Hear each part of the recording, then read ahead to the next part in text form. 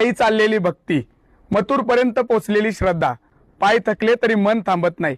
स्वप्न मोठं असेल तर अंतर भासत नाही. रस्ते ओरडतात, अरे माघारी फिर, पण वेड मन म्हणतं मथुर तिकडे बसलाय, पुढे चल.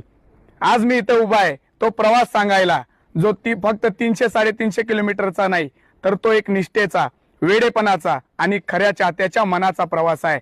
माझा मित्र विशाल मोरे युट्यूबर आहे, पण आज तो इथे उभा आहे स्वतःची ओळख सांगायला नव्हे, तर खरा चाहता कसा असतो हे दाखवायला.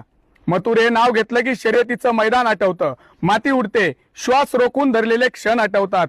मथुर म्हणजे फक्त एक बैल नाही, तो म्हणजे शौर्य आहे, सातत्य आणि जिद्दीचं जिवंत प्रतीक आहे. अशा मथुरला भेटण्यासाठी विशाल मोरेने गाडी निवडली नाही, बस निवडली नाही, रेल्वेचा पर्यायही नाकारला. त्याने निवडला पायी चालण्याचा रस्ता. कारण काही भेटी आरामात होत नाहीत, त्या भेटींसाठी त्रास सहन करावा लागतो आणि तेव्हाच त्या भेटींना किंमत कळते. हा प्रवास सुरू झाला तेव्हा सुरुवातीला उत्साह होता, पण काही वेळातच वास्तव समोर आलं. पायाला फोड आले, उन्हाने अंग जळालं, रात्री रस्त्याच्या कडेला बसून डोळे मिटले. कधी पाणी कमी, कधी भूक जास्त, कधी शरीर म्हणत होतं आता बास कर बाबा, आता जा माघारी फिर, बास झाला हा वेडेपणा.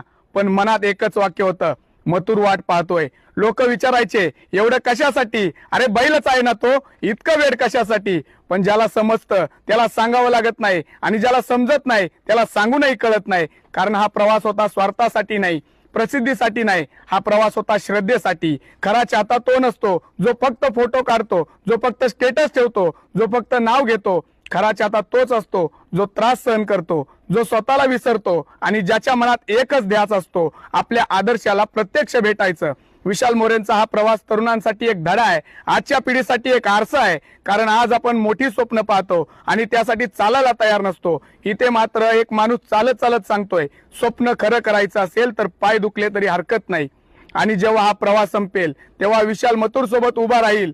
तेव्हा तो क्षण फक्त भेटीचा नसेल, तो क्षण फक्त भेटीचा नसेल, तो क्षण असेल संघर्ष जिंकल्याचा, श्रद्धा पोहोचल्याचा आणि एका चाहत्याच्या वेडाला अर्थ मिळाल्याचा. मथुर सोबत उभा राहिल्यावर शब्द कमी पडतील, डोळे ओले होतील आणि मन म्हणेल हे अंतर योग्यच होतं. शेवटी एवढंच सांगायचं आहे, पायांनी चाललेली वाट लांब होती, पण मनाची वाट सरळ होती. मथुर तू फक्त भेट दिली नाहीस, तू शिकवलंस निष्ठा म्हणजे काय असतं, निष्ठा म्हणजे काय असतं. तर